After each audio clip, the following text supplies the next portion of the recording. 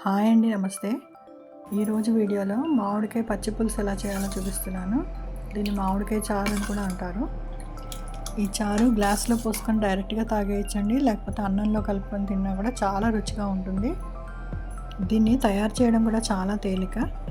ముందుగా ఒక పచ్చి మామిడికాయ చెక్కు తీసుకోవాలి. ఒకవేళ మామిడికాయ బాగా పుల్లగా ఉంటే సగం ముక్క సరిపోతుందండి, లేకపోతే పూర్తి మామిడికాయ తీసుకోండి. నేను ఇది 1/2 లీటర్ నీళ్ళతో పెట్టాను. ఒకవేళ మీరు లీటర్ రసం కావాలంటే పూర్తి మామిడికాయ వేసుకోండి. ఇప్పుడు ఈ ముక్కల్ని ఒక కుక్కర్లోకి తీసుకొని ఒక పావు గ్లాస్ నీళ్లు పోసుకొని 2 పూతలు వచ్చేదాకా ఉడికించుకోవాలి. కుక్కర్ చల్లారేలాగా ఒక మీడియం సైజ్ ఉల్లిపాయని చిన్న ముక్కలుగా కట్ చేసుకోవాలి. తర్వాత ఒక 2 పచ్చిమిరపకాయలు మీకు కారం సరిపడా ఇంకొంచెం ఎక్కువ కూడా వేసుకోవచ్చు, ముక్కలు కట్ చేసి పెట్టుకోవాలి. తర్వాత కొద్దిగా కరివేపాకు తీసుకోవాలి. ఇప్పుడు కుక్కర్ చల్లారాక మూత తీసి మ్యాషర్ తోటి మామిడికాయ ముక్కల్ని మెత్తగా మెదుపుకోవాలి. మామిడికాయలు పూర్తిగా చల్లారిపోతే మనం చేతితో కూడా మెత్తగా మెదుపుకోవచ్చు. ఇప్పుడు చారు కోసం నేను ఒక 1/2 లీటర్ నీళ్లు కలిపాను. ఇప్పుడు ఈ మామిడికాయ నీళ్ళని వేరే గిన్నెలోకి ట్రాన్స్ఫర్ చేశాను.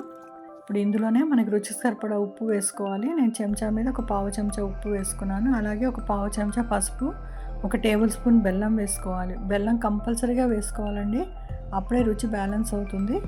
ఇప్పుడు స్టవ్ మీద ఒక చిన్న మూకుడు పెట్టుకొని అందులో 1 టేబుల్ స్పూన్ నూనె వేసుకొని కొద్దిగా ఆవాలు, జీలకర్ర, 1 ఎండుమిరపకాయ చిన్న ముక్కలుగా చేసుకొని ఒక పావు చెంచా మెంతులు వేసుకోవాలి.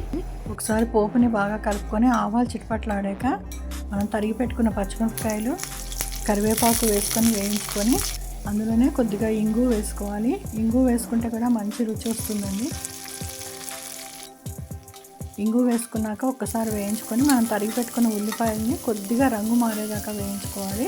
ఎక్కువసేపు వేయించుకోక్కర్లేదు, ఒక 2 నిమిషాల పాటు వేయించుకుంటే సరిపోతుంది. ఉల్లిపాయలు కొద్దిగా రంగు మారాక స్టవ్ ఆఫ్ చేసుకొని ఈ పోపునంతా మనం కలుపుకుంచుకున్న రసంలో కలుపుకోవాలి.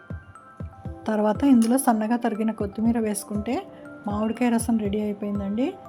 ఈ రసాన్ని మనమేమి స్టవ్ మీద పెట్టి మరిగించక్కర్లేదు. ఈ మామిడికాయ రసం వేడివేడి అన్నంతో తింటే చాలా రుచిగా ఉంటుందండి. మీరు ట్రై చేసి చూడండి. వీడియో కనుక నచ్చితే లైక్ చేసి మీ వాళ్ళందరికీ షేర్ చేయండి.